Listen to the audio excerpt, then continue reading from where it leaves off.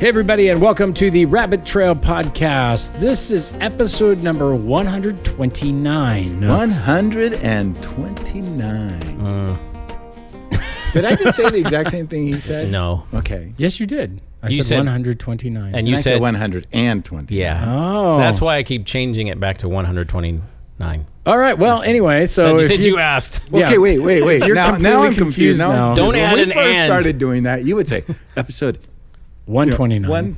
and then I would say 129, and then you gave the proper mathematical. 129. Yeah, so I just picked up the proper just to throw you off. Oh, that's what it is. That's now. okay. Just checking if you're paying attention. Yeah. And if you're Yeah. paying attention, we just want to welcome you. Yeah. My name is Greg Harris. And if you are paying attention, you just see how easy it is to confuse me. This mind does not work very well. Yeah. Well, And- He's the mushy stuff in the middle of the Oreo Yes, cookie. Yes. I've never been the end of an Oreo cookie before. But yes, it can get Two better right than this. answers If you're and new us. to this podcast, we're so glad that you're joining us because this is about the worst start we've ever had, but we're glad to have it. And so this is the podcast where literally we're going to chase the truth wherever it runs. Apparently it's running all over the Oreo cookies. And so we're really about taking the topic that we set up here from our church at Olive Branch Community Church, the sermon on Sunday, and kind of wherever it goes and stuff that was left on the chopping room floor and all that stuff. And we're kind of chasing it down like you just heard.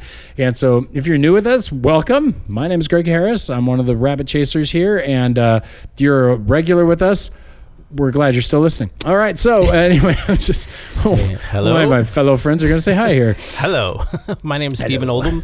I'm the local outreach pastor here at Olive Branch. And yeah, just if you're watching along and He let did us. say it good though. He really did. Yeah. That was the second time. He Yeah, said this it is. really But for good. those of you who know behind the scenes, this is our take 2. The first one got messed up. Yeah, Brent had his mic. Someone backwards. has microphone backwards. And kind Someone of in what the we were middle going of with is, Stephen has just been ordained as a pastor, and when he said, "I am the outreach pastor," it's a new word for him in that sense, and he didn't pop it with a aster. He says it just so sweet and flowing, like verbal milk and honey. Flotsam. But this Flotsam is and jetsam? Yeah. All right. Anyway, if you're still watching, let us know where you're watching from, and if you would hit the like and subscribe button, you'll get the all the videos from the church that we're going on here and kind of catch up with everything that's going on. And let us know where you're watching from. If you do contact Brent, but let us know. Give a comment on the line, and we can stay in touch with you. Build our audience slowly that way. Make sure you share though. Make sure the share is the biggest thing. Share and tell everybody to Yeah. listen to it. I'm Brent Branchot. I'm the Connections Pastor here at Olive Branch Church, and we would love to read your questions. So please send them in so we can discuss them at rabbittrail@obcc.church, rabbittrail@obcc.church. And your questions don't have to pertain to the topic that we're talking about or anything else. If you have any question about theology, if you have any question about what's going on in culture and how it pertains to the Bible or how we should respond to it as Christians, send those in. We would love to discuss those questions. In for fact, you. next week, if you've got questions about like how church runs or like differences between mega churches or small churches, send those in because we're going to talk a little bit about that from the sermon. So I'm just prepping you ahead of time. So it'll be kind of curious talking about crowds and like maybe we'll talk about Joel Osteen. Just kidding. But Speaking of prepping you, at the end of the podcast last week, Burning Yes. heartfelt question. I said, I have got a deep. really good question. I want to hear and it. We're running out of time, and I'll save it for next week. And so we sat down at the table today, and Stephen said, "Hey, Brent, what was that question you had?" And I absolutely don't remember. You wrote it down, that too. I did write it down, but I always throw away my notes when I'm writing stuff down at the end of the podcast. We're done, and so I just like the toss Swedish them. chef. in fact, just I like- think Just toss it over your shoulder after the podcast is over. We even spent 10 minutes before we started this listening to last week's podcast, hoping it would jar that question out of my brain. And I'm telling you, I really have no brain. It really is Oreo-filled mush right now, and it just, I am I am pathetic. So I apologize for all of you people that were listening and tuned in this today. For the burning specifically. heart question. Oh my gosh, Pray I for can't Brent, miss this. I've got to hear that question because I know how important I am to all of you. Pray that it pops back into his head at some point. Yes, and Which for could all happen. of those, It really for all could. of those that really don't care what I say, then you probably aren't weighted on bated breath, and I don't apologize. That's not the only thing you started from last week, though. Really? What else did I start? You started a well, I guess it's a true poll on what we should rename the podcast. Oh my gosh. I thought we were going to save that for first impressions. We We can, can, but but- it ties so well into But we the could things do it you've right added to now, the show. yeah. Yeah, why don't we just go with that? I just want to say this. I am a moron, and I relish it, and I embrace it. And like actual IQ level moron, or I don't think so. I aspire. I aspire to the IQ. We know that's not true. Yes, we know. We may joke about it because we don't think you'll get it, but we know you'll get it. Yeah, that way we don't get heat because people keep saying, "Why are you mean to Brent?" Yes, I know you're so beloved, and we're like, oh, Yes. Yeah, he's trying to have some fun. He makes fun of us.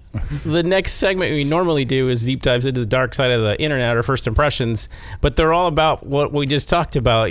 Your comment from last week about what you should rename the podcast. Do you remember what we talked about last week when you started the new poll? I did because you remember, but not the burning question. Yeah, because we had that conversation. Because again, you've just recently been ordained as a pastor, so now all three of us have the title pastor. And I was thinking we could change the name to Pastor's Perspective. He because can be we taught. couldn't do that because it would be too cumbersome to go Pastor's Perspective plus Stephen Oldham is going to pipe in. But now, and so I just threw it out there as a joke. And So we what's the keep it as voting? a rabbit trail. Well, people just said, I think someone else threw in it, or we can keep it the same. And so they're like, I vote Rabbit Trail. And then I vote Rabbit Trail also, or Pastor Rabbit Trail.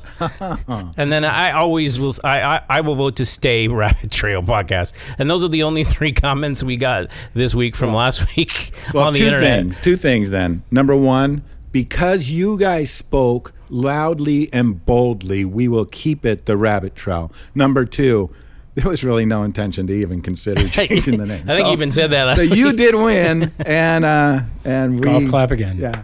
Yay. So all right. So is there any other vote you want to give the viewers so that they can deep dive into the comments next week? Oh. Hey, why don't you guys guess what Brent's question might have been? So maybe Ooh, that'd be it'll great. jog Like, his send recall. us some of those out. Send on the question you think Brent might have had in his head. See if it rejogs his memory. What were some of the questions that popped up to you? I don't know about you guys, but like Greg on Sundays, when I'm listening to the sermon, I'm listening to the message, but my mind is just like, ooh, what about this? What about this? What about this? And then when you're done, you throw it away. No, I try to bring it here. And I will tell you, though, I'm 62 years old. My body's breaking down. And I'm telling you, on Sunday mornings, I write these little notes to myself that I think this will be a great topic to discuss. And I look at it and think, that is clear enough. I'm absolutely going to remember that on Wednesday. And then on Wednesday, I'm looking at my notes going, I have no idea what I was thinking.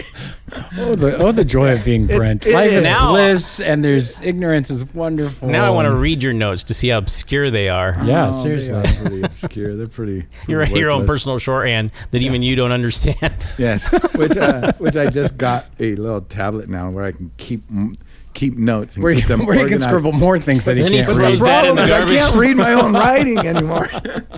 So, Throw that over your shoulder when you're done. yeah. Why are all these broken monitors back there? You know, then on these tablets, what's these really cool tablets is you can also- actually ask them to, take your writing and transcript it into actual type. If they can read it. Yeah, exactly. Good luck. I know you've had it, so does it do a pretty good job of transcribing? But you got pretty neat. All right, we should get a sponsor out of this. Pretty decent. We're talking about the what? The Remarkable 2. The Remarkable 2. Yeah. Okay, so I guess it's time. So again, send those questions in. I will say thank you guys. I have been getting so many bad jokes sent to me that it's like I feel like we could do an episode just doing bad jokes now know it's because I've time. got a list Theological of them. ramifications of bad Brendan's jokes. terrible jokes. Yeah, there's some of them, and I think Brian sent it that I really liked, but it's They're going to so have to wait till off-colored. Halloween. Oh, It's gonna have nice. to wait till Halloween. So You got That's scary. jokes that are dates. we got jokes Like, that are- related to I'm just dates going now. to tell you, are you going to remember it by the time we get to I've Halloween? got them written down. I've got okay, them. good. You may throw them away. Yeah, no. Good thing people are writing you the jokes. Right, Yeah, exactly. it's on my That computer. way If we You get know where to there and go. he's forgotten your joke, please remind him. Yes. And then if it goes too long and you're going, you haven't said my joke yet, it probably just meant it was too bad for the bad joke All right, segment. let's get this going. All right. So two little things here. Number one, this is from Brian. And this isn't really a riddle, but it says, I seem to get sick on Mondays through Fridays. I guess I have a weekend immune system. Whoa, a weekend immune system. Okay. Now, who is the greatest babysitter in the Bible? I don't want to. David. He rocked Goliath to sleep. Boom. Then cut his head off with a sword.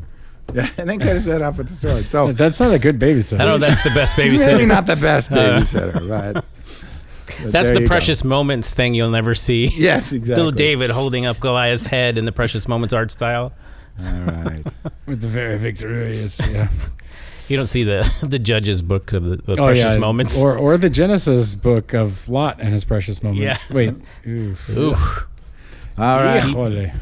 Yes, we have a salt and pepper shaker that is Lot and his wife, and obviously the wife is the salt shaker, and so. But we try to keep our. Are you saying that Lot we turned try to into keep our a- dining table biblically themed? Ah. So, Yeah. all right. You can sit on one side. It helps him remember the stories. Oh my God, this has really gone off the rails today. Uh-huh.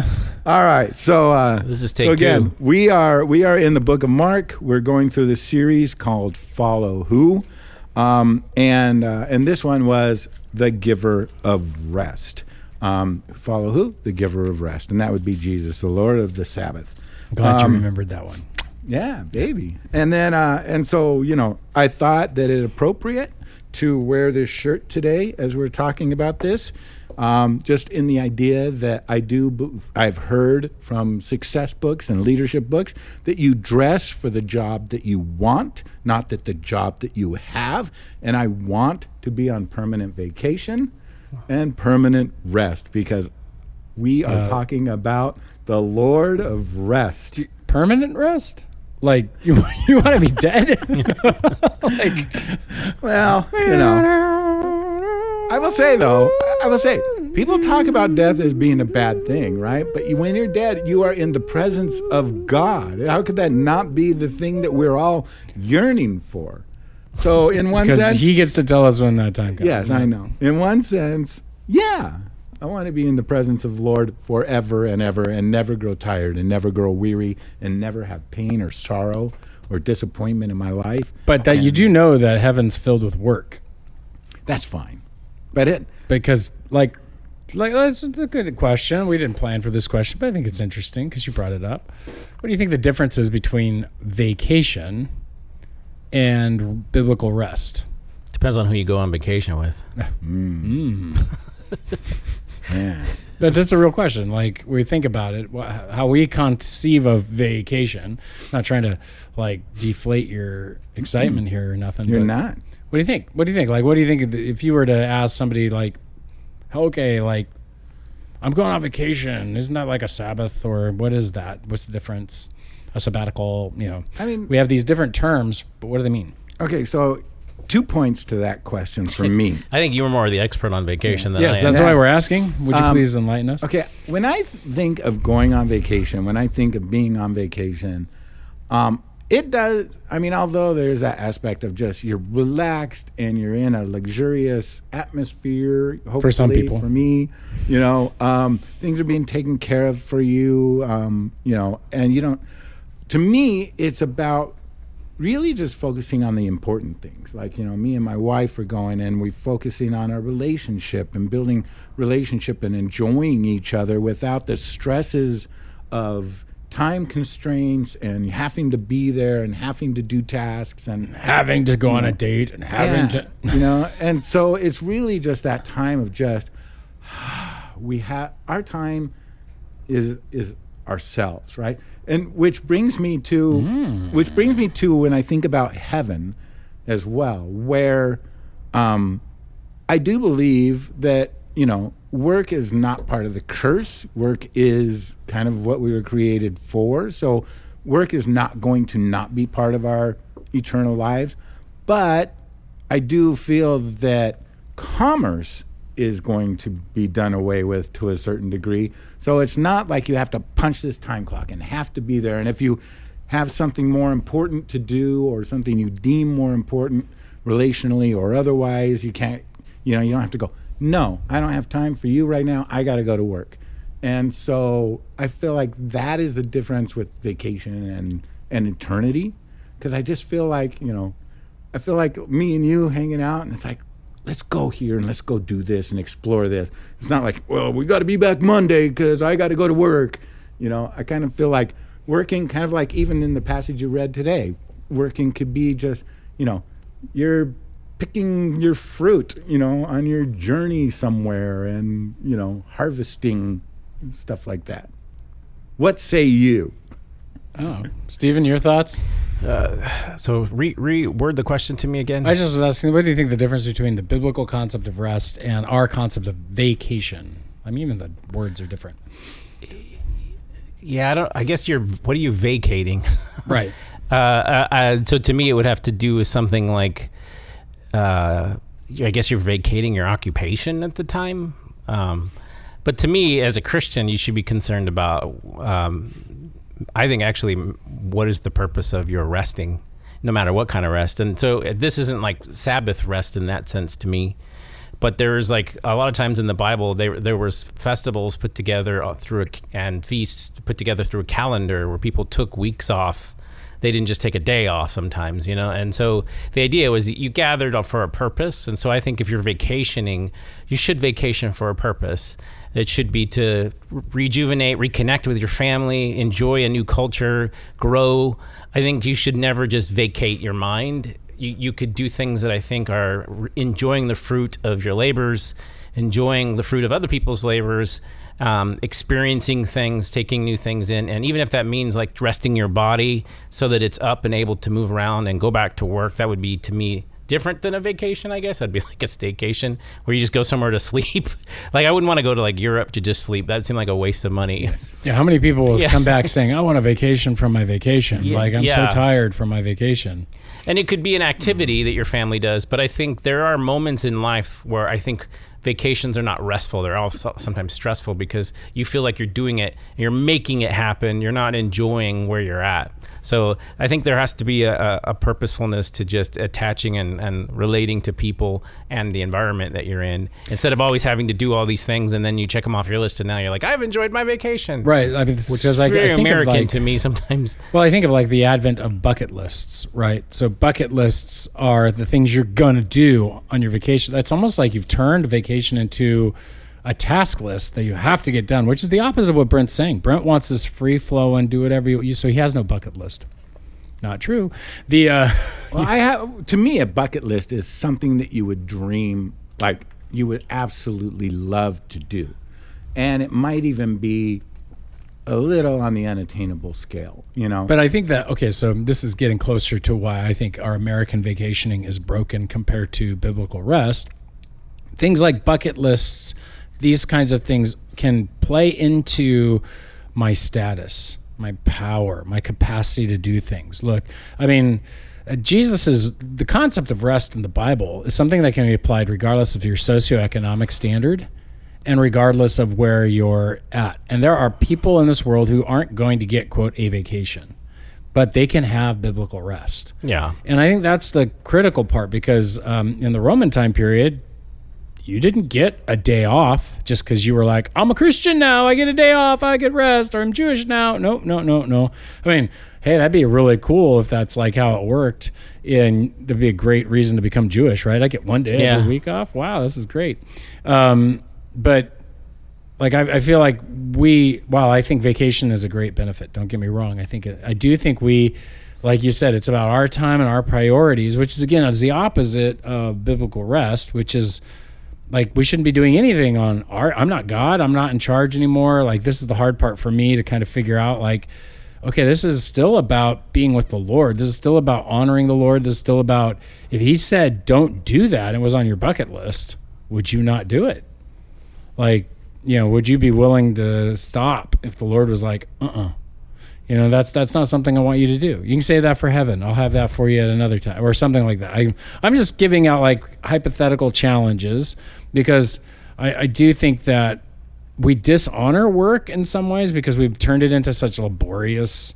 Well, it depends on your job. I mean, some people are working, they feel like it's not the job they wanted, it's the job they have to help their family or do certain things. That's what I mean. It's like, But I will say this, even if you love your job, I mean, pastors take sabbaticals because sometimes you are so overwhelmed with all of the responsibility and everything that comes and the demands that come with your job. Yeah. It's like, I need a time to refresh so and get away. So being somebody who's had 2 sabbaticals in my life, they're not as refreshing as you think because you have to manage them well.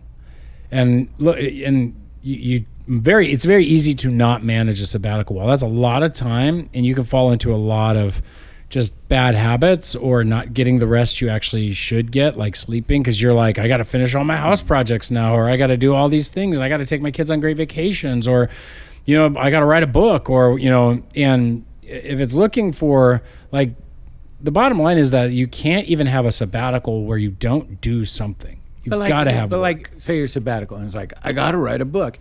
You're choosing to write a book because that's where you find enjoyment and fulfillment. So in that sense, I think finding your enjoyment and fulfillment can be rest. I don't think Even that. though I think it's you're like romanticizing, like writing.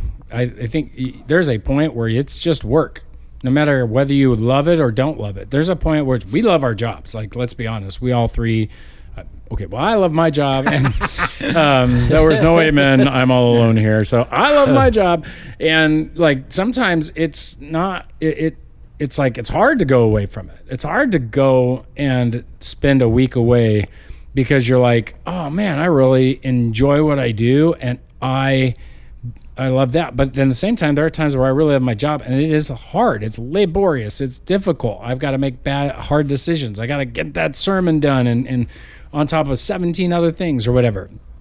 And so, again, I don't want to unromanticize or overdo these things. I just think as Americans, because we're so wealthy, because we have so much stuff, we turn, we do have a tendency to work too much.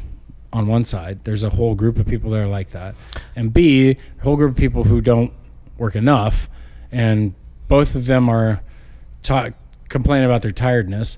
And then at the same time, we don't rest biblically. We kind of do our own thing, how we want, when we want. And so there's kind of there's a lot of, I'm not alone here. There's a lot of people who observe this as just, we are constantly in a hurry, constantly working. Even when we try to get vacations, we're rushing to the next thing and the next part and hit that thing. And that's like mine and Nancy's philosophy with vacations too is, number one, I feel like, being in ministry, and whether or not you are the one doing the ministry or the spouse is the one that suffers for you doing ministry, you're always pouring into other people, And so one, vacation is that time for us to just pour into ourselves and our relationship. But also, it is I am strong about a balance between being busy and taking time to just relax. But the other side is we kind of have a philosophy of we want to do something we've never done as much as we can and see something we've never seen or experience something we've never experienced.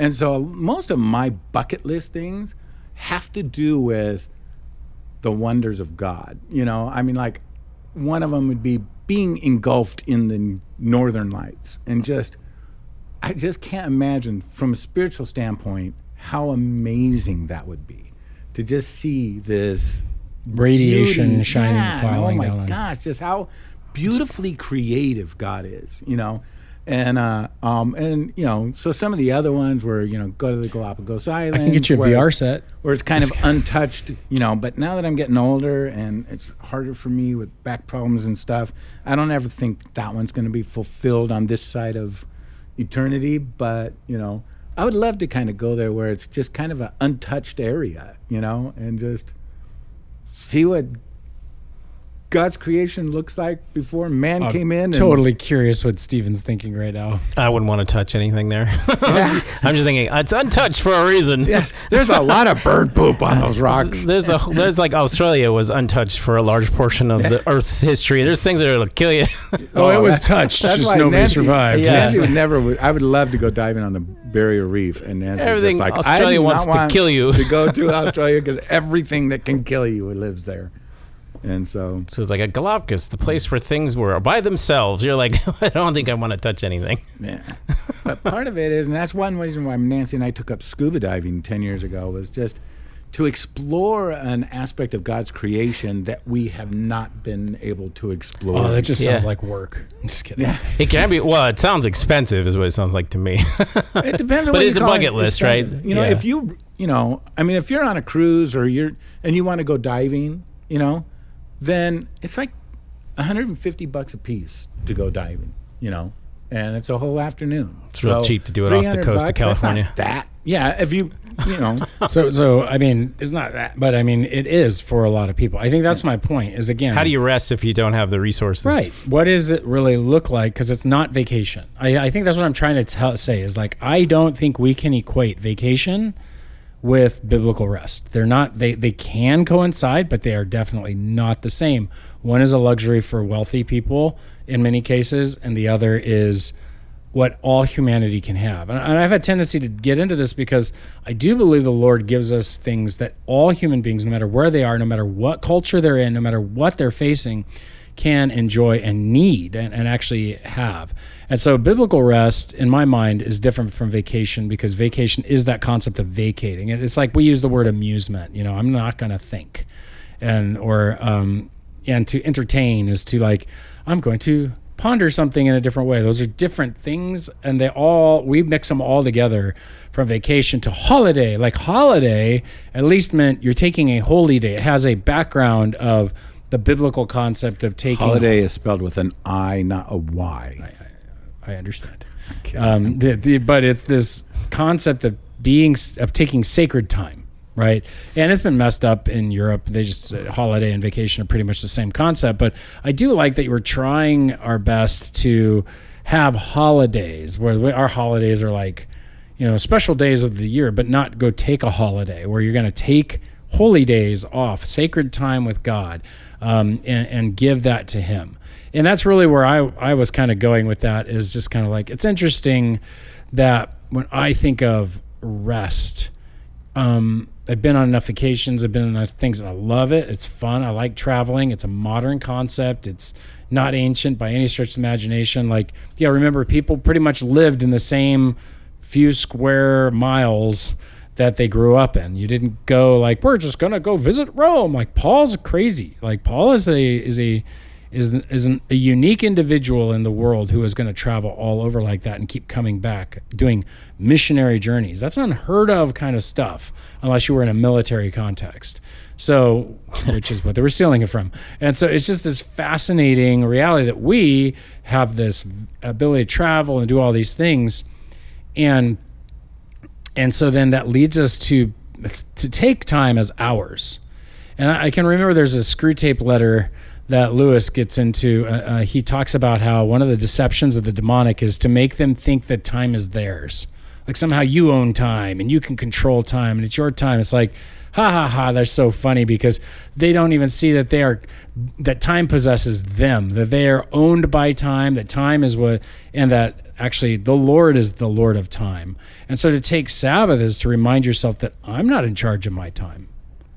I'm not to take a holiday or to take rest is to remind yourself that God's in charge of time. God's in charge of this calendar even more than I am. I could calendar myself up. Steve and I have lots of conversations about how we have false perceptions that we control things that we don't, right? And it's like there's locus of control versus Yeah. Well, there's a lot of people that think they have a lot more control than they do, and there are people who think they have absolutely no control over anything. And those are the two extremes that people live within. And so it gets into speculation that, and like I kind of disagree. I do think there will be commerce in heaven in eternity. That there will be some kind of order. It's not going to be disordered work. It's going to be ordered work. You're going to have somebody who, if you're really good at something in heaven and somebody asks you for it, and you promise to give it to them within so many days, like, yeah, you're going to know that you're letting go of other things in order to accomplish a promise. Yeah, but when you say, I'll give it to you in 3 days, a day is like 1,000 years to the Lord. So I've got 3,000 years to relax before I have to give it back. But you're not the Lord. Oh, yeah. I keep forgetting that. So anyway, that kind of jumps off into some directions on rest, because I think that it's a curious concept. It's not easy to really grapple with when it comes to our modern age and the biblical concept. So now let me ask you this. When Nancy and I are on vacation, and granted, and again, this is just a thought. Okay, so we're all off on Fridays. You know, that we take Friday and Saturdays off, so we have 2 days off in a row. And, you know, people are calling and emailing, and you're meeting with people on Fridays that need, so you're not really getting Fridays off for the most part. And then Saturdays, events or whatever, so you're working 7 days a week sometimes, you know. And so Nancy will always remind me, make sure that you're taking a Sabbath, you know. And so really, on those weeks, I just save them all up. And so my whole vacation is a Sabbath, number one, you know. I should have known this was going somewhere. 7 days this is my 7 Sabbath days that I missed during So during when are the you year. taking your Jubilee? If And we're gonna then be so. I also try to evangelize somebody while I am on vacation so that I'm doing the Lord's work. And then that way, too, I get to write it off as a business expense. So my vacations are free as well. So He does not do that. I do not do that. I do not do that. I would not let you do that. But just see how quickly things digress. Yes. All right. So I may not be on the rabbit trail from this day forward or pastor's perspective. The PP podcast. But at least I have fun on my way out. So, all right. So again, we're talking about the giver of rest, and one of the things that you had mentioned, we're reading Mark, and we were like starting in chapter 2, verse 25, and went into chapter 3. But again, Jesus keeps getting accused of breaking laws. That the Pharisees are watching him, trying to catch him tripping up so they can deal with him. And so Jesus healed somebody on the Sabbath. You know, he said, "I forgive you of your sins." He healed them, and then the Pharisees went crazy, started accusing him that you and your followers aren't fasting, and everybody else fasts. And then Jesus pointed out, have you heard what David did? And he was talking about the showbread in verse 25 through 56. So number one, was Jesus advocating what Jesus did, saying David did the good thing by lying to the priests about the reason he needed the showbread, about eating the showbread that was totally not their right to do so. It was only the priests could eat this. So is Jesus advocating that by using as an example? Didn't you see what David did? Isn't this a good thing? Well, yes, he's using it as a positive example of the priests and of David. But David is the victim, and the priests are the example of those who are to hold the law. So David comes and the quote lies, but he's lying because he's actually trying to protect. He's not actually trying to hurt the priests. He's not going to come and say, "Oh my gosh, Saul's trying to kill me." I mean, that would be like a major problem, right? Now you've got you got a priest who's sitting between two very the general of the armies and the king. So the fact that you got to remember, what's the context? David is running for his life. His life. Like, so he is running for his life without starving to death. Yeah, without any food. It's going to be a bad situation. He comes up to this place and he's like, "Oh, you got any food? Oh, sorry, we got no food." Which is big indictment on Israel that they weren't bringing the tithes and the offerings to the temple because there was nothing there but the showbread. And so they're like, "Well, we got the showbread here," and that would be that probably means it was a Sabbath. So it might be why Jesus was using this as an illustration. But here's the thing. Imagine he's like, "Oh, do you have any bread? I need some bread. I got to get out of here." Like, well, no, you can't have that. That's for only us. Dude, see you later. We got to obey God's law. Like, is that right to put God's law in front of somebody's actual real need? Like, we're not talking about like, "Hey, I really need a Nintendo Switch." We're talking about like, "No, I need food. Like, I'm not going to go very far without some bread, and my guys aren't going to go very far without some bread."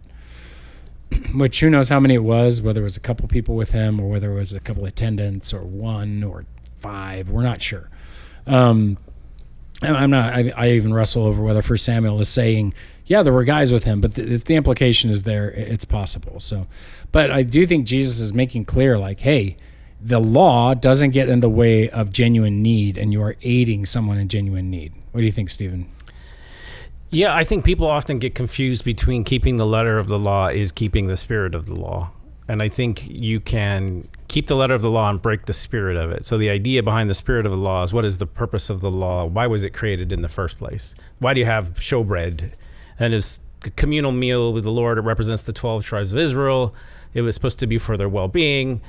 So we're not, if you're saying like we have to be so rigid in this that we sacrifice a life, then you've missed the interpretation of the original intent of the law already, because now it's a greater good to help someone than it would be to keep the letter of that law, because you're just violating the letter. You're not violating the spirit, which is really to bring life, not to take it. There was a God communing with man through the Israel is meant to show God wants to fellowship and bring life, not you have to keep this rule to the point of bringing life that honors life to the point of death, like a death of someone else. So that's kind of how laws work. A lot of people will make a law, and then this happens to children. There's a period of development where people go through where they're learning how to keep rules because they realize the value of them. And so there's a developmental stage where they keep the rules to the letter and they make no exceptions. So our teacher said to stay in line, and someone falls and trips and like, you're out of line. You got to start over. You got to get to the back.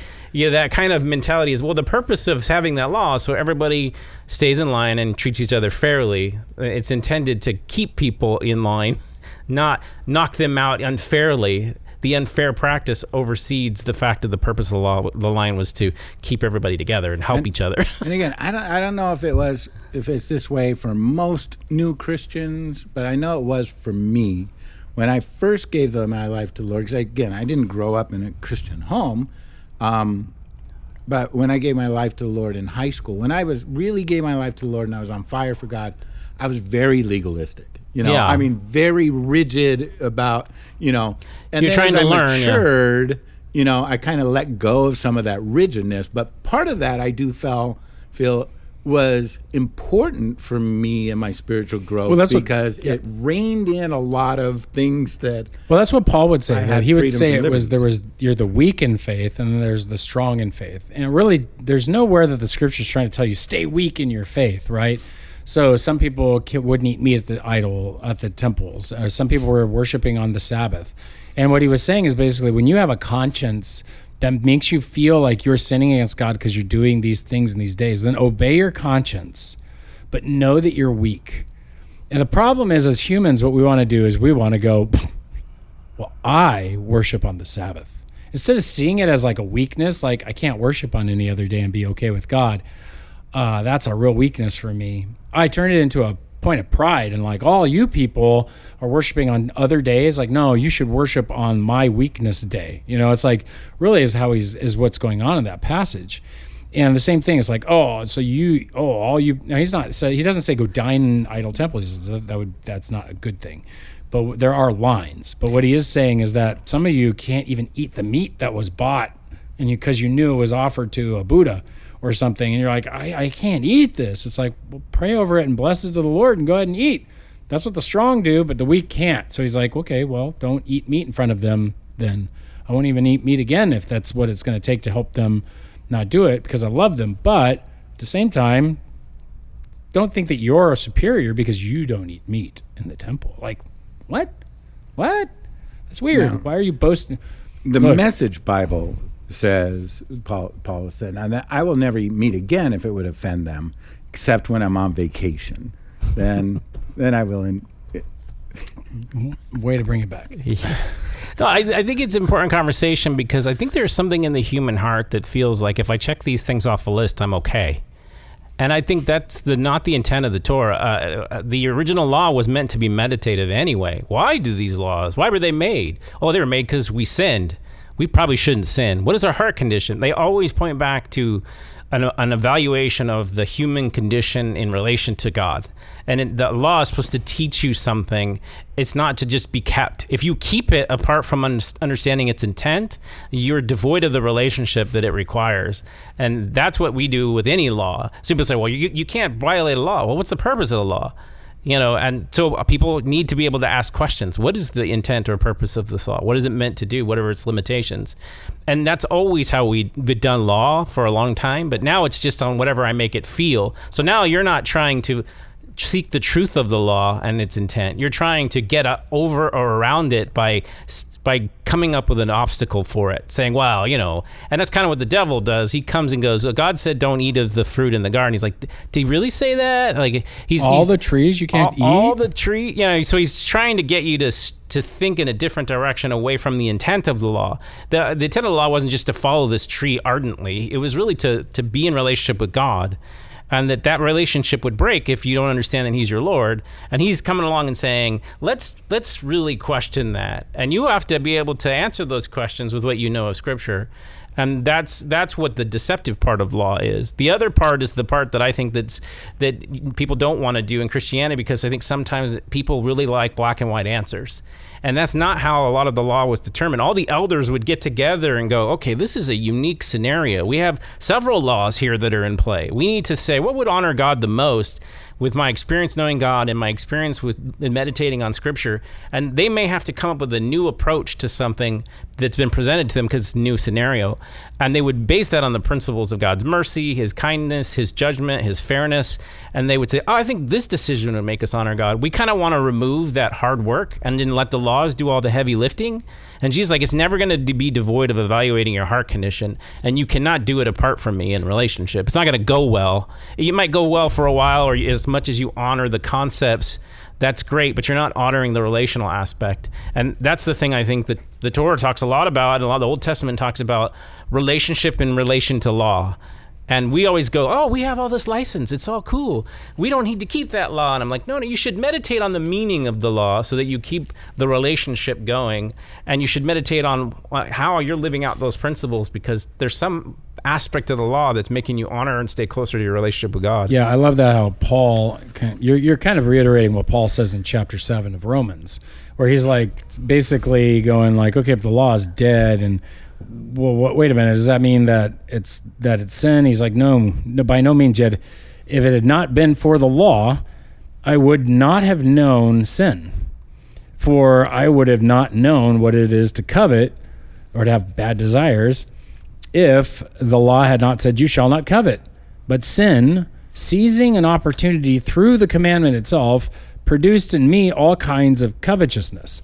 So he's like, look, the sin is there. And the law is there to provoke and reveal that you are guilty, or to provoke and reveal that you are broken, that heart condition, right? And so I think the same thing is with like Sabbath. If you're telling me that you have to have a rest day, or if I'm telling you your vacation is wrong, you're not including the Lord like you should. Like, I'm trying to provoke you to reconsider, why are you doing what you're doing? If I'm telling you have to work every single, on a Sabbath and put all your animals, and we're like, and you're like, no, that's ridiculous. I can't, like, okay, why? What about this is causing you to want to rebel? What about this is causing you to want to work so hard? What are you getting out of your work? Really? And I think that's what the Sabbath was intended for, is to go, not about whether you're plucking heads of grain off. It's not about leaving some dude with a shriveled hand, in a situation where I could relieve him and heal him and not do so. No, you do good. You do good things. You do good work. You get your needs met. Sabbath was about a ceasing of work and things to provoke your heart to go, all right, do you trust me? Do you trust me that I'm in charge of time? Do you trust me that I'm in charge of your finances? Do you trust me that I'm here, that I'm a part of your community? Do you trust me? Do you want to get under the word? It set them apart. Do you trust me? I'm going to make you different from the nations. And they work every day of the year with their slaves and stuff. No, I'm going to let you rest a whole day and your animals rest. In fact, I'm going to do it to where it's an entire 2 years at one point. They never went that far. They never did it. And so to me, when we're looking at this stuff, I don't want to get into like, okay, when should you have a Sabbath? And should you have a Sabbath? And should you have a day off? And should you? Well, obviously, God said it's good to rest. He rested after 6 days of work, right? So obviously, we should be resting. I think that's very clear from the Genesis pattern. But there's also a deeper pattern there. He works 6 days to produce paradise. That's what he made. He made Eden. And on the seventh day, he rested after Eden was made and everything was put in right, because he was right with man and man was right with him. And I think that he started working again when humanity sinned, because now he was working to reconcile human beings, only for us through Jesus Christ to enter back into paradise. We've come back to the garden. We're not there yet, right? Already. But not yet. But not yet. We already have the benefits of rest, but we are not fully in rest yet. And that's the tension that we feel. You're living between two times. It is not about what rule and what day, and that's why Seventh-day Adventists, Seventh-day Baptists, or even Sunday Sabbatarians, which is somebody who would say, well, Sunday is the day that you have to Sabbath, and turning it into a Sabbath. The first guy who ever did that, turned Sunday into the Sabbath, was Constantine. He's the first edict that we know of that created Sunday as the Sabbath. Is there a relationship between the first day of the week and Sabbath? Sure, there's some relationship through the church fathers. And in the Bible, it seems like what Paul is saying is like, really, guys, this is about you living every day in rest. It's sort of like tithing. If I tell you to tithe as a law, man, it's going to provoke your heart. And we're going to go through all the same thing. But God gave Abraham gave a tenth, and we can go through all these things. And he says, even test me. Because what do we think? Well, oftentimes the laws that are to provoke your heart, are you really generous? Are you really somebody who wants to rest?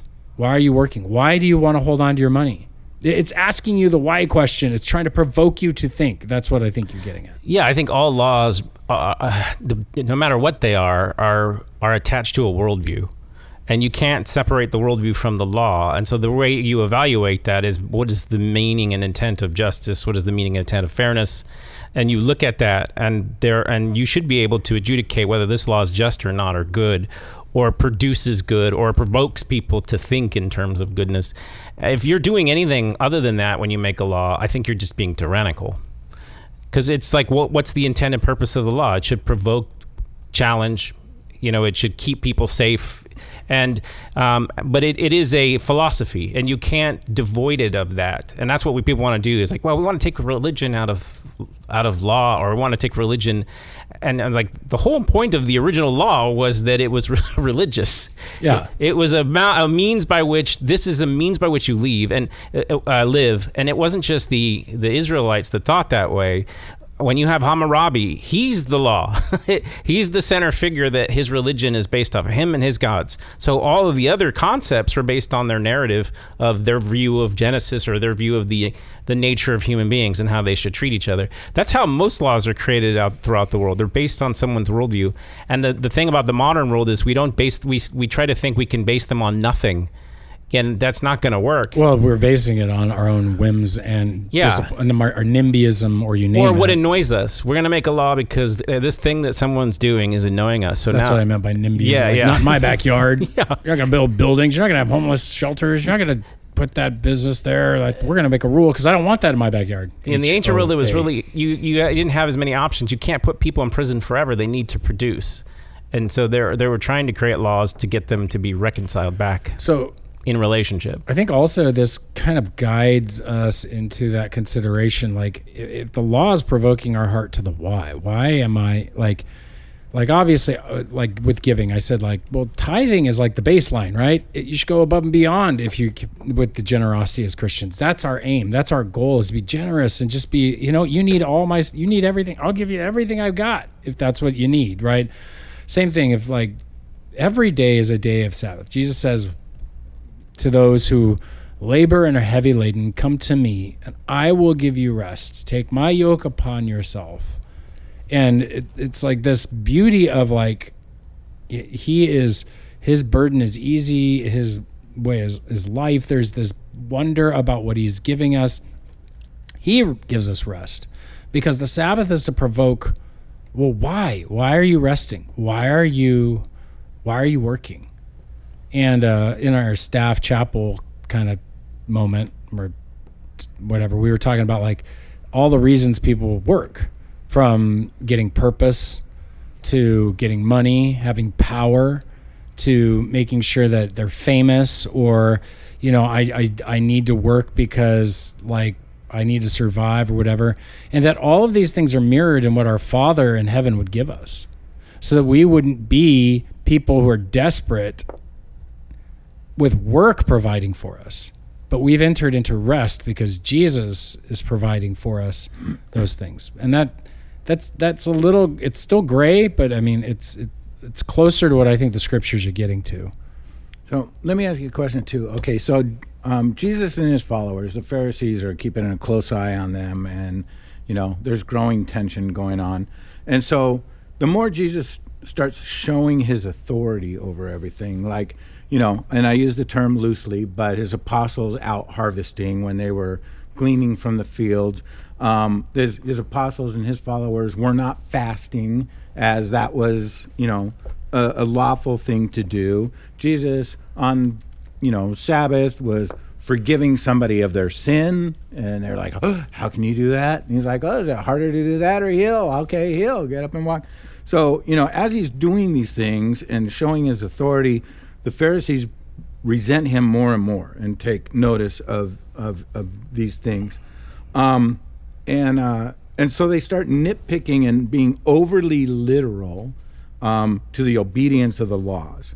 And so I will say, did they really have these serious objections with Jesus and the law, or was it a fear-based, power structure? Meaning, like, we could talk about it now and just say, no, helping somebody in need is more important than not keeping all of the man-made laws of the Sabbath too. Did they really believe that, no, you have to do this or you're going to be condemned and there is no grace? So let me put it in a different context. There's this show, and I don't advise watching it without like, VidAngel or something like that. I skipped most of the. I think actually we did watch it with VidAngel. It's called our show becomes 15 minutes. Right. It was called The Man in the High Castle, and it's based on this concept that Nazi Germany and Japan won. Alternative fiction. Yeah, and so they've divided the United States right down the center of the Rocky Mountains, and it's like the neutral zone. And so when you're on the East Coast, it's this very Nazi-like experience where everything's like pristine and clean, and they've exterminated anybody and everybody who's of not, a white origin, things like that. You go to the other side, and the Japanese are just everybody's wearing Japanese clothing, and they're brutal, and they take you out. They're just honor and all this stuff. And you have all these people living over there that are trying to figure out how to live in this honor society where these people are there. And you can sense that. Can you imagine the psychological, just overwhelming sense that we were once free and now we're living under one of these two regimes that are not American? This is just not American. This is not who we are. It would be so overwhelming. And if God had told you, had brought a prophet to the United States and said, the reason you guys are being controlled by Japan, the reason you guys are being controlled by Nazi Germany is because You didn't eat correctly. You didn't take the Sabbath. You didn't care for the poor and the widow amongst you. You didn't turn around and make sure that the idols and all these things that were in the temple were gone. So you know what I did? I cleaned up the land. It's going to rest. You guys are going to be, you're in timeout, right? So, I mean, but this is like a timeout of like epic proportions. Sounds kind of like Israel being overrun by Egypt and everything Well, else. being overrun by Babylon and being, this is, I'm trying to put it in that context of that Man in the High Castle show, because you got to feel what they felt. So now suddenly you're back. And we got America, you got the U.S. back. We managed to push everybody out. And you're sitting there in the United States and you're like, post this takeover. And you've got this freedom. But man, oh God kicked us out for these reasons. We didn't eat kosher. We weren't, we had idols, and they were leading us to be like the nations. And that's the critical thing. All of the things are leading us to be like the nations. And so the Jewish movements, unlike the Sadducees, the Pharisees, the Essenes, even John the Baptist, and the other called reform movements, they're trying to bring about a grassroots return to like obeying the rules. They would highlight several things. Food laws. Are you eating right? Or are you eating like the Gentiles? So you don't eat pork. Pork is an evil thing. There's only one God and one alone. They'd say it every morning. This is when the Shema started becoming something you said every day. It was during It's been a while. They usually always said it too. Not prior to the exile. It was become a daily prayer as a constant reminder that we are a monotheistic people. We are monotheistic. We are not like the pagans. We have one temple. We worship at the temple. It is our centerpiece.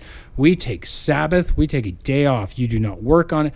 And so these rules, you'll notice, are the very things that Jesus is going to run right up against. And it was Jewish identity markers that they believed God had punished them for, and that if they didn't uphold these things, it wasn't that you weren't going to be Jewish, or you weren't, but it was really like, you're putting us in epic turmoil. You are putting us in the greatest danger. Messiah won't come. We're not going to be free. Because they then started tying it to, if we obey these rules, we will be unstoppable because God will be on our side. We'll never be exiled again. See how faithful we were? We'll have the return of all the people into the land, because they still felt like they were in what the term is called the diaspora, meaning that they had been exiled and dispersed amongst the nations. And all the prophets had promised that one day they would all return. And so they felt like, if we obey these rules, these very critical aspects of Jewish life, all the people will return. And Jesus, the Messiah, has come, and he's like, no, you don't understand. It's about faithfulness to Yahweh and openness to bringing the Gentiles in. And some of your Jewish identity markers are being misused. You're not using them to be near Yahweh. You're using them to protect. You're using them to push away those I want you to bring in. So Jesus is having to work against this model. The walls you're building to protect yourself are imprisoning you. Well, again, very good. Yeah, perfect. The other point, though, is if you looked at those laws, like when you go back to the Old Testament when they're in exile and you see the different responses, even when he's saying, here are the laws of Deuteronomy that you're violating, he's trying to provoke their hearts to meditate on the principles of the law, to say that you can't keep these apart from a relationship with Yahweh. And they look at it and go, oh, we just keep these laws and then God will honor our service. He's like, well, no, it's not devoid of your heart. I think that's what I like about Jesus. That's what Jesus is remarkable for. Right. And one of the things you will note with Jesus, and I can't really think of anywhere he does it, he never fights back with another scripture, except with the devil. I guess it's the only place where the devil misquotes the scripture and Jesus goes, but it's really said this. Jesus doesn't, they're like, it's against the law. And he doesn't go, well, I can quote this law. He doesn't quote back. He could have quoted Deuteronomy back at him, but he didn't.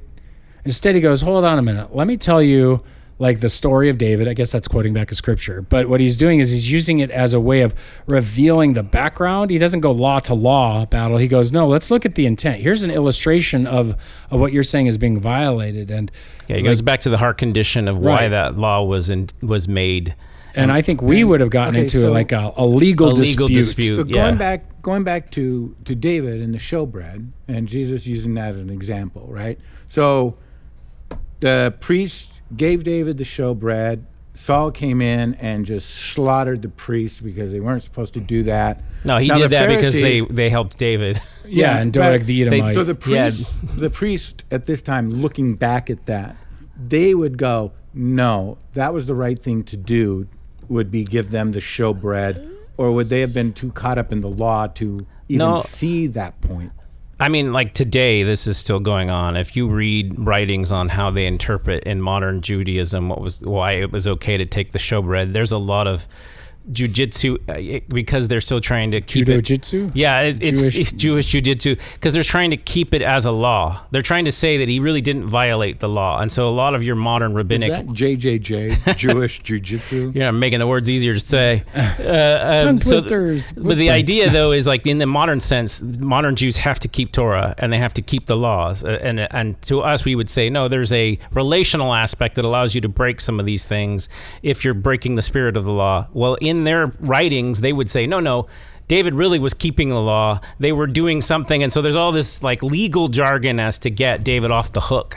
So you make a case for David as to why he's fine. And so that's weird because we would just say, no, this is what David did, and this is the intent of the law. And they would say, well, that's a violation of Torah because the Torah has become a means of salvation.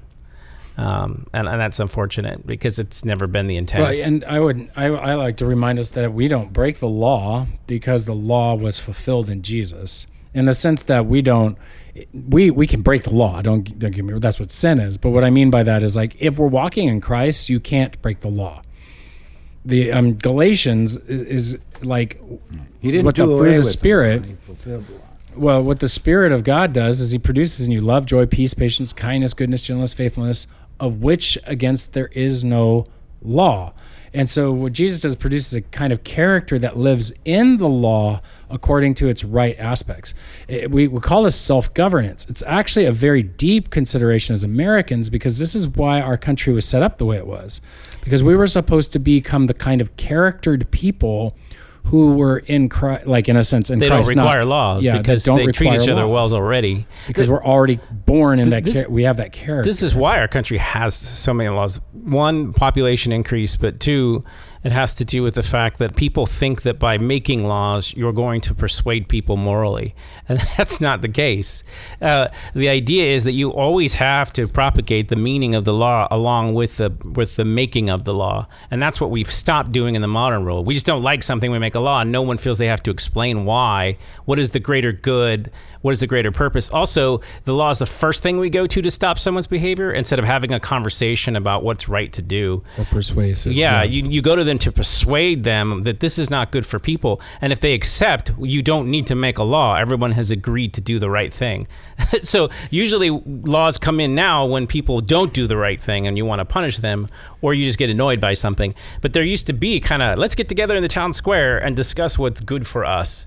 And everybody would be, okay, well, not everyone's happy, but most of us are happy. Or we okay, would form a good. committee that we would trust of people that would make that decision. We don't do that anymore. No, and I think what we're looking at here in this case, when we're talking about the law, like you're saying, is like, I think they would have gotten so nitty gritty into the weeds. Yeah. Of this rule, that rule, this rule, that rule, because Pharisees became the background of modern Judaism. Mm. After the temple, which was destroyed, which is the second great, if not the greatest psychological trauma that's ever happened to the Jewish people. Yeah. Like the Babylonian exile was one thing.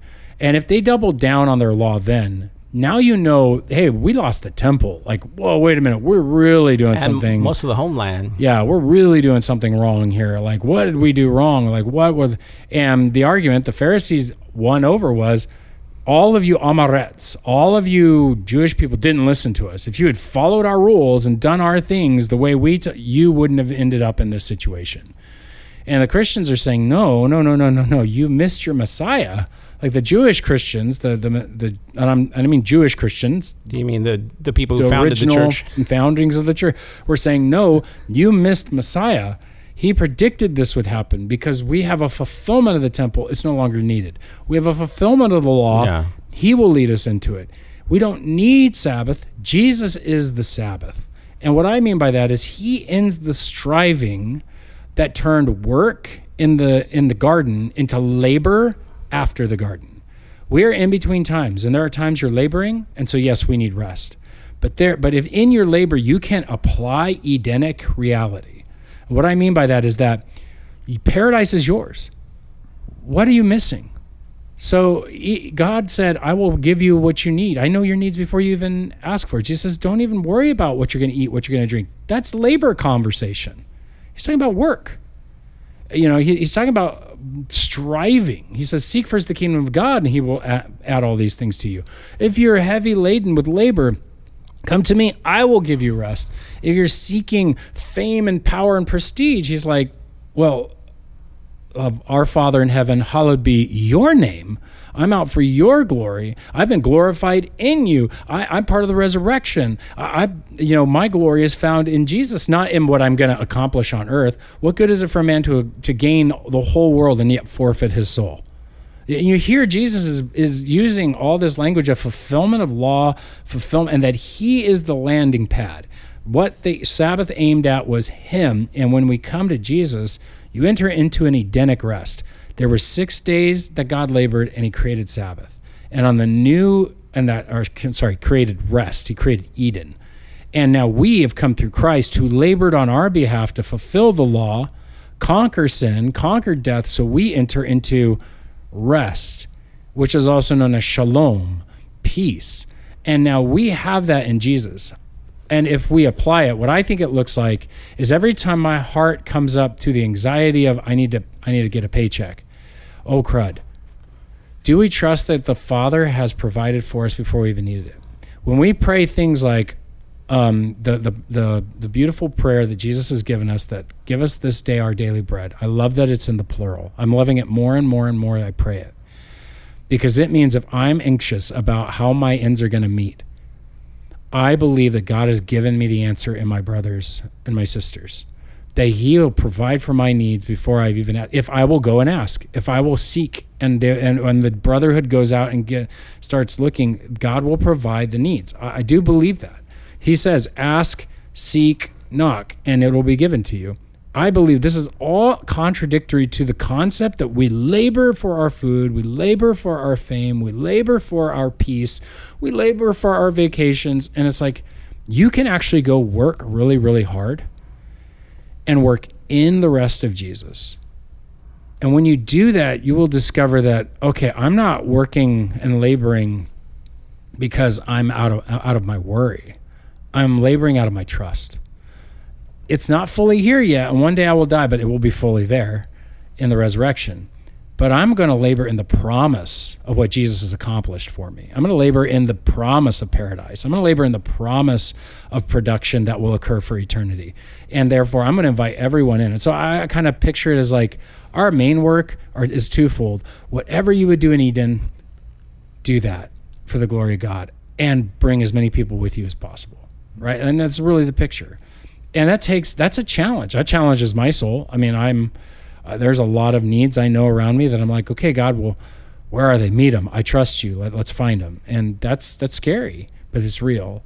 And so I think that's where he shows up. I think that's how you find rest. In very difficult turmoil times, people will ask you, how do you have such peace? A peace that surpasses all understanding, that comes when you pray and your anxieties are met, your concerns are met. It's not found in your labor. It's found in prayer and the family and trust. And so it doesn't mean we don't go out and work hard. It doesn't mean we go out and God will sometimes lift you up to glorify him. Not otherwise, why would he make Christians famous and things like that, except to glorify his name and to give more victory to Jesus, like with all those Olympians and things like that. So that's kind of where I've kind of landed on the Sabbath. Like, I think we can enjoy it every day in Jesus, and it really matters of our heart conditions with him. I don't know. That's kind of my final thoughts on that. And any final thoughts for you guys? I know I just unloaded. No, for me, it's just, how does that look? If you're going through a lot of turmoil, how does that look? What does rest look like? I do think that there's this thing that thinks you got to keep going, got to keep burning, you got to solve all your own problems. Mm-hmm. But I do feel like that shows, even psychologically, is not effective. That oftentimes you can only think about something for so long, and if you stop and rest And for us as Christians, it should be to pray and rest, that sometimes later on the conclusions are easier to think about because you're burning out yourself. It's like God gave you a subconscious on purpose to work through problems. Yeah. So there are times you have to stop in turmoil when you think you don't have to, and to just pray and to meditate and make sure that, he's your anchor first before you proceed with dealing with whatever comes your way. That helps, I think, when you're in a difficult situation, that you need rest. You need more time with the Lord in rest and fellowship than you usually would, in my opinion. So, yeah, I just got one thing I think that it'd be cool to chit-chat about, but I think we can do it pretty succinctly. Or we can try to remember next week. Write it down. No, not going to happen. And then I got a statement. Ooh, a statement, if he remembers. So you were talking in the sermon too about breaking the law. Breaking the law. All right. So about breaking the law, but for the good, right? And so, some of the illustrations you've given before is lying is okay if it is for the good. Okay. So Anne Frank, somebody's hiding her in their closet, and they said, "Do you have any Jewish people here?" And you're like, "No." Okay. That is not a lie that God's going to go, "You're condemned for that." That is for the good of protecting somebody and caring for somebody. You talked about, stealing before, where it's like, if you're starving to death and you pull an apple off of a tree to eat it for some nourishment, and the owners come out, I don't think God would condemn you for taking something that wasn't yours, that belonged to somebody else. The condemnation would be on the owner. And I think Jesus even used the illustration of, like, on a Sabbath day, your sheep falls in a pit. Are you not going to get them out? Right. So in that sense, I like what you were saying. This also would apply to why God would actually say to protect a neighbor, you're going to have to kill. This is partially why I'm not a pacifist. Now, I think you have to be careful when you draw these kinds of lines, because we human beings are so sinful that we'll make excuses for why we get to break the law. Our desires become our needs. Yeah, but this has to legitimately be, you are keeping a life alive. Now, go ahead. I just want to say, and you have to be willing to take God's authority supersedes human laws and human authorities. So if there is a law that supersedes the value of human life, then you would violate that law, because the law of God's do no harm to people, do not murder people, would supersede any particular law of, like, you need to obey your government. So to me, it's primary. What you're trying to do is obey God. And I think Paul, Peter, who said, I'd rather obey God than man. So if some tyrannical anti-God government comes and creates laws for you, the whole point of civil disobedience is to say, no, I answer to a higher authority. But you really got to answer to that authority. You can't just make up every law you disagree with. You have to ask, what would God be okay with when I do this? Now, notice what Peter's doing there, because it's critical. He is, according to the Sanhedrin, he is violating the second commandment. You shall make no gods before me. They're saying you are not to preach in this name anymore.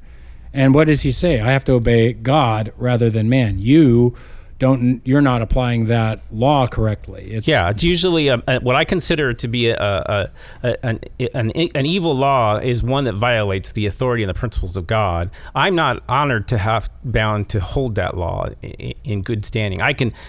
That's not a law to me. It's a law to the people who made it, but not to me. It's an unjust law. So I'll give you some which other is no examples, law at all. like that we do this in our own culture. In certain, like not in Southern California, but there are certain places that if there's a blizzard out or something, or it's sub-zero, you have the right to enter your neighbor's house for shelter.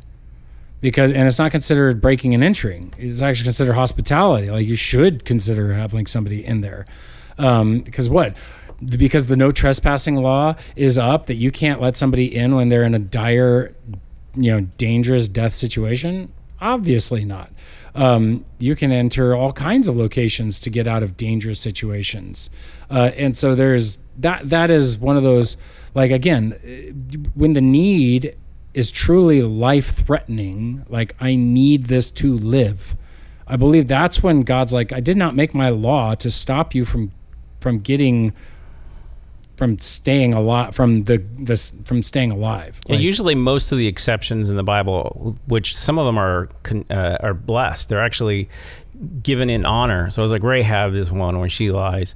The midwives when they lie to the Pharaoh, and in Exodus, there's a couple of places where God blesses them because of the fact that they were saving lives, and that's because it's not just the rule of the law, the letter of the law is that you never tell an untruth. I'm like, well, it depends on what would honor God. And if it means to save someone's life in that or circumstances because someone means ill intent, then I'm going to favor to save their life. Yeah, and I mean, because you're not seeking truth at that point; you're seeking murder. I appreciate the. It's not a desire that you desire something. It's okay to break the law. It has to be life-threatening. Typically need in order to break the law, and God honor that. So I just want to make one final statement here, kind of a correction of you, and I don't think we'd be having time for a rebuttal here, but during the sermon, and you talked about needs, you mentioned that sex is not a need. Our culture might make it seem that way, but sex is not a need. Now, I know that you are the much younger one at this table, so maybe you don't have a full understanding of sex yet. You may get that as you get older, but sex is a need because without it, the whole human race would be extinct. So you're not saving just one life with this need. You are saving an entire race of people. So I just wanted to clarify that to you, help you understand sex a little bit better. Okay, so I would love to. I'm just going to open up. What logical fallacy, audience, did Brent just use? It's my favorite.